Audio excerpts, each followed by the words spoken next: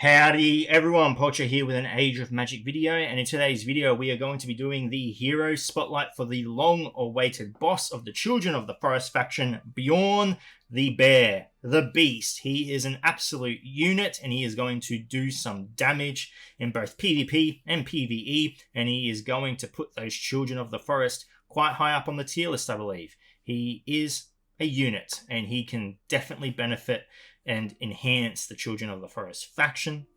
We'll go over his stats, we'll go over his abilities, how you can potentially use him, and I believe you are going to be able to use him in many areas.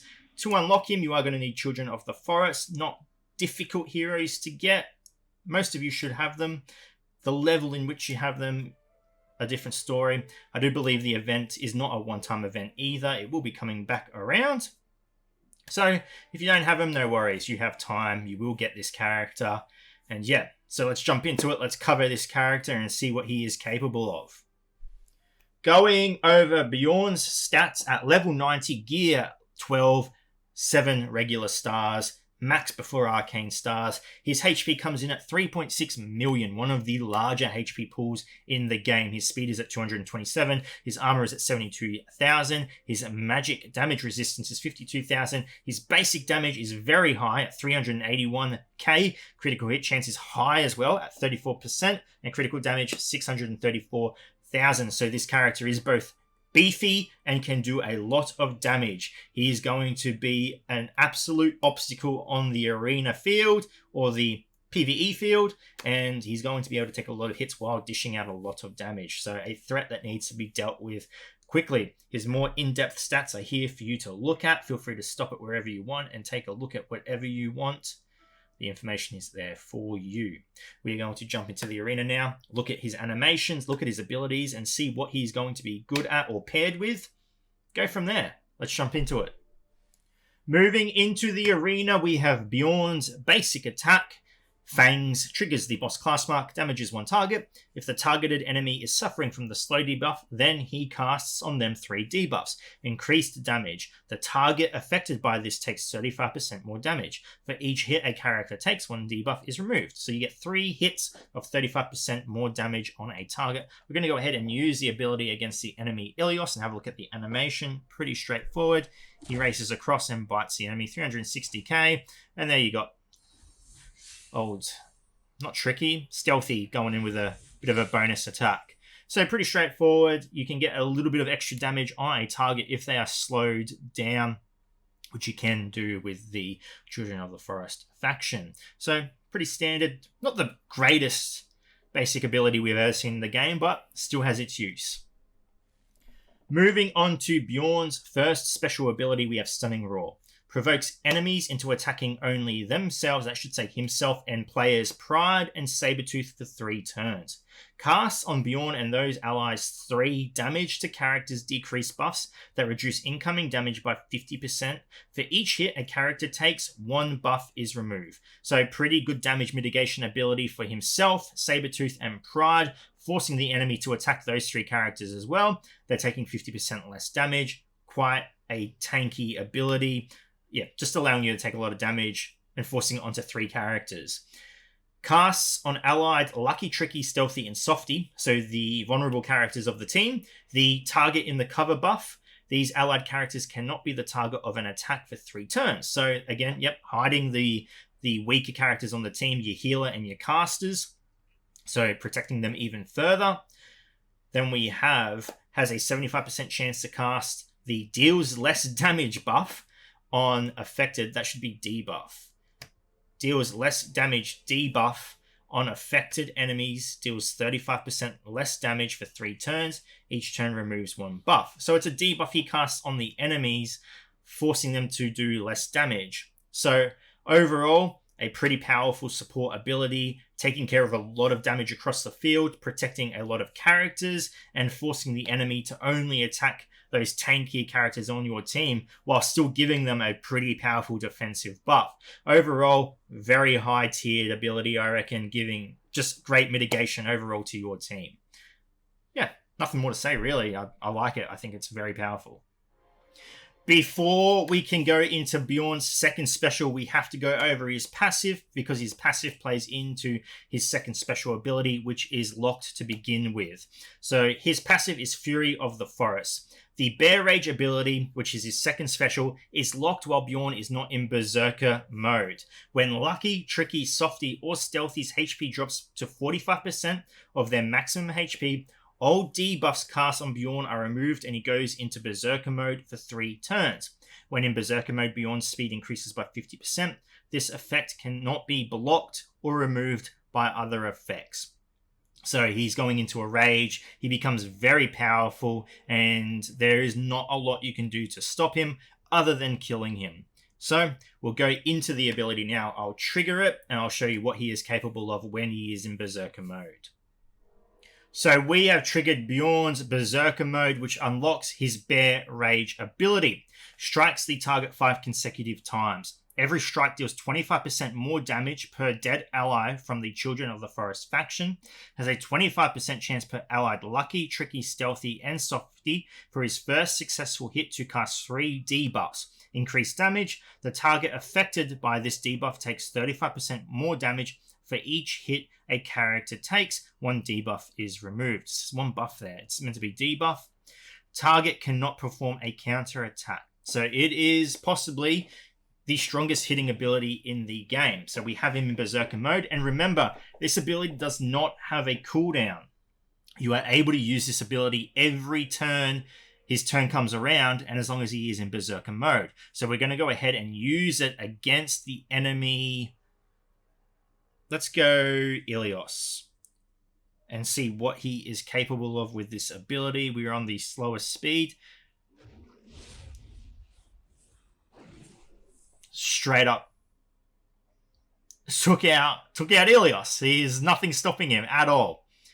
This is like Blood Emperor's God mode, except tenfold. It's so much more powerful. This character removes all debuffs when he goes into this mode. He has a continuously castable ability that has no cooldown. Unlike Blood Emperor, who can only use his basic attack, Bjorn can use this ability, which shreds the enemy.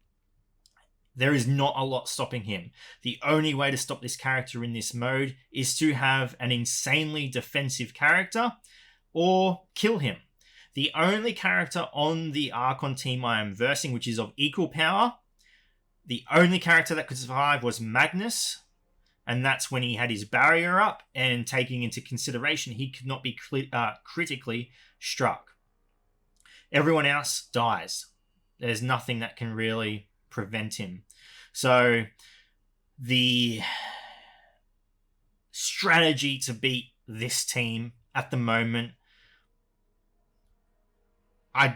I could not share that with you. He is the hardest hitting character that I can think of in the game. And if you allow him to get into this mode, you are going to be in strife, because what can you do? He has 50% increased speed. He can cast this ability every time. He has the chance to increase the damage. He does. He has the ability to decrease the damage you do. There are characters on your team that can increase the damage the enemy takes, I believe. It's just a plethora of skills that just work on top of each other and allow him to just outperform anything I've ever seen in the game. Overall, watch out. Just watch out. And this is what I meant by he's going to be good in most content within the game. You use this character in Raid, I don't see why you couldn't just auto most nodes. Just press auto, because you've got so much taunting on this team. You've got so much damage mitigation. You have one of the strongest universal healers in the game, Lucky. You have insane debuff capabilities. You could even mix Sabretooth and Softy, that's his name, Softy. I do not believe this is the most optimal team to be using, because there are characters on this team that work with Woodland Guardians, not Children of the Forest. So that is his Bear Rage ability. We will move on to his leadership ability now and finish him off. There's more. There's still more to him, believe it or not. So finishing off Bjorn, the boss, the beast, we have Guardian of the Forest, his leadership ability. The speed of all heroes from the Children of the Forest faction increases by 30%. The vulnerability debuff is cast on any enemy who dealt killing damage to any of these heroes: lucky, tricky, softy, or stealthy. The enemy hit by the debuff cannot hide for 3 turns. The debuff cannot be blocked by fortitude. If Bjorn dies, the special ability timer of lucky, tricky, softy, and stealthy are reduced by 2 turns until the end of battle. So yeah, his leadership ability makes the cooldowns of the allied Children of the Forest very short. He increases the speed of all allies. He will not let you get away if you kill any of the vulnerable characters on the team. If you're aiming for that lucky, not only are you going to get him into Berserk mode, you're not going to be able to hide the characters that kill those weaker characters. He's able to target them, take them out instantly. So it's a very difficult team to verse, I believe. I, just off the top of my head, believe that your first target, your priority, is going to have to be Bjorn. You are going to have to take him out. You are going to have to prevent him from going into Berserker mode.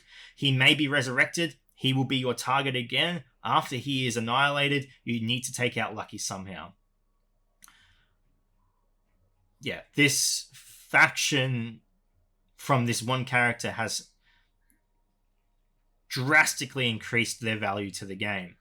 If you have these characters and you are able to unlock Bjorn, you are on a good path. This faction with what Bjorn can offer you, I think will be in line with Dracona and the Dragonkin. Only this faction is not as hard to complete as the Dragonkin. So aim for Bjorn. Aim for Bjorn and succeed in many areas of the game. Unless we find a hard counter, which it's too early to determine if there is, he is a force to be reckoned with. Very powerful, very unstoppable. What more is there to say? Now, what I was saying before, I do not know if this is the optimal team to be using, simply because the characters like Pride, I believe, or maybe it's Stealthy, I know Tricky for sure, rely mostly on Woodland Guardians for their abilities to have the most effect, whereas you're using a Children of the Forest team. So they're easily confused. So Sabretooth, I believe, may have more value on this team than someone like Tricky. Though Tricky offers a lot in terms of debuffs, the debuffs are not reliable since the percentage of applying them is lower. So maybe consider subbing in Sabretooth. Same with Softy. I do believe he works off Children of the Forest and not Woodland Guardians. So you may find more value in having him on the team over Stealthy, for example. Bjorn, unbiased, he works with all Children of the Forest members, but be careful with what Children of the Forest members you use, as they may not benefit as much from the faction as they should. Or maybe it's good they don't, because then this team would just be unstoppable. I don't think there could be anything that could block this team if all these characters relied on pure Children of the Forest. It would be scary to think about. It's scary now. I am a bit worried about how we would combat this team. So that is Bjorn, the beast, the bear, the craziest character lately introduced to the game. Anyway, ladies and gentlemen, thank you so much for watching. If you have any questions, feel free to leave a comment below. I will answer it to the best of my ability. And wherever you are in the world, until next time, please take care of yourself.